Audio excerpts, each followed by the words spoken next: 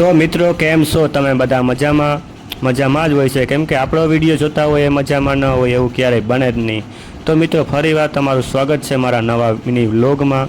તો આજે હું આવ્યો છું ખોડિયાર માતાજીના મંદિરે. તમે જોઈ શકો છો અત્યારે આવી રીતના બધું છે આ બધું મંદિર. અને તો આજે વરસાદના કારણે અમે થોડાક લેટ થઈ ગયા. ને મિત્રો જો હું તો દર્શન કરી લઉં છું અને તમે પણ દર્શન કરી લ્યો. તો આવી રીતના આપણે મહાદેવનું મંદિર છે. તો મિત્રો ફાઇનલી મેં દર્શન કરી લીધા છે. ત્યાર પછી મેં ખોડિયાર માતાજીના પણ દર્શન કરી લીધા.